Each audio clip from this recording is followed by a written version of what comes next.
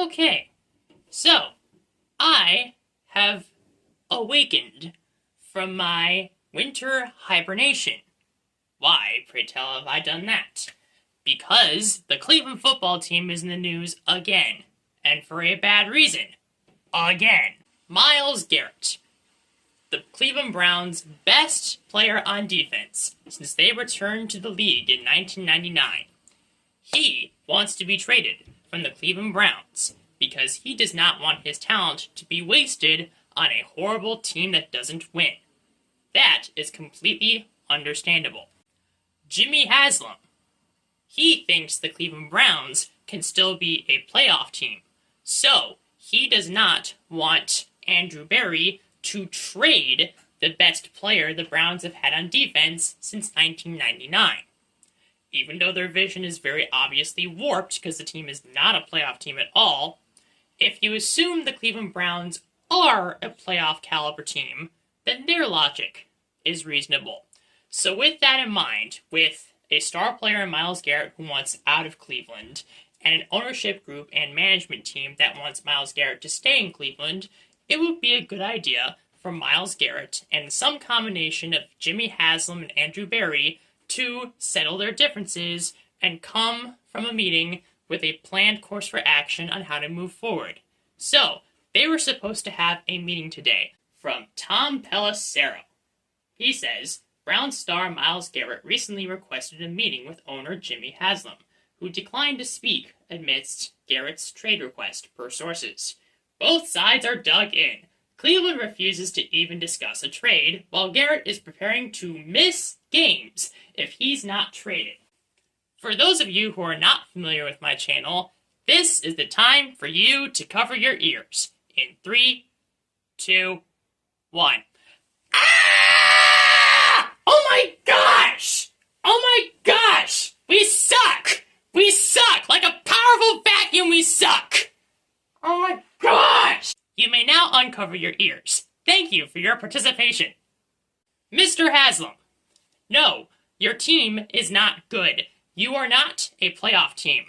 And if you needed any doubt, you went 3-14 last year with a team that you thought was going to make the playoffs. I think that makes it abundantly clear. You do not have a playoff team in front of you.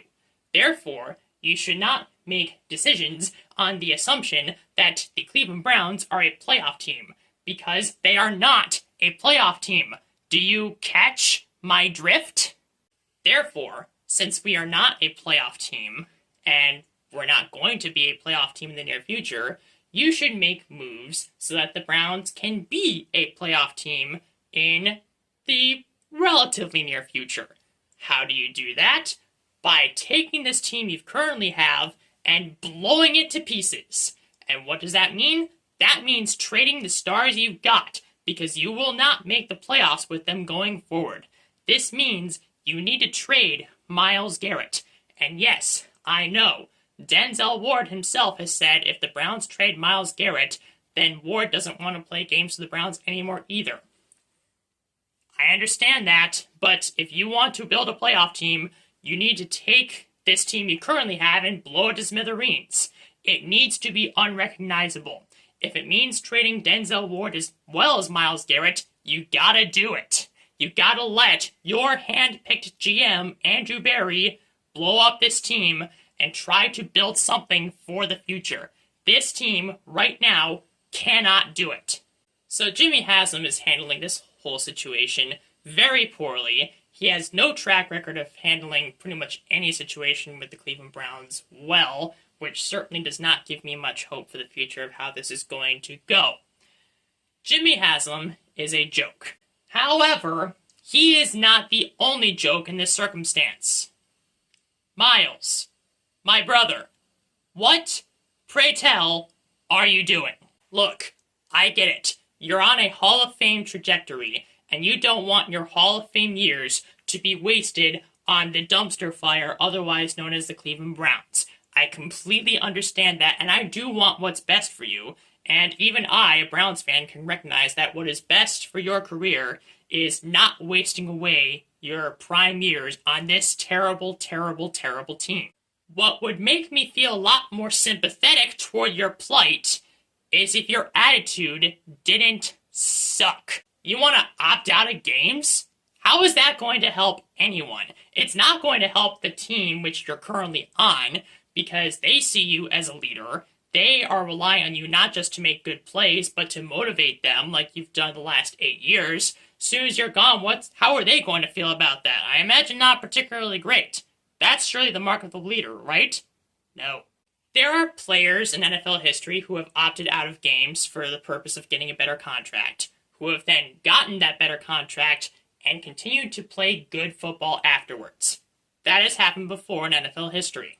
A good attitude and discipline is needed for that to work for those players.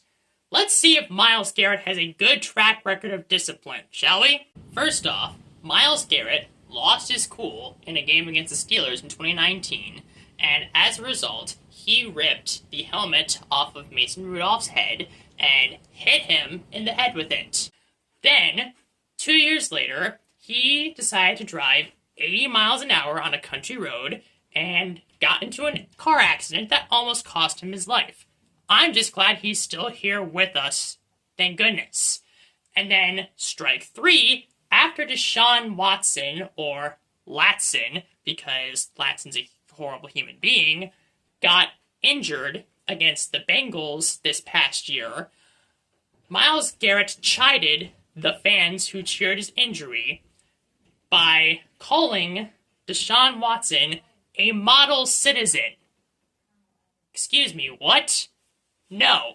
Myles Garrett does not have the necessary character or discipline to handle a potential holdout properly. There are some players who do succeed after they get their money following a holdout. And there are some players, like Deshaun Watson, who don't. I can prove it to you. Deshaun Watson spent the first 4 years of his career at the Houston Texans. And take a look at this. In his first year, his season was cut short because he had an injury halfway through.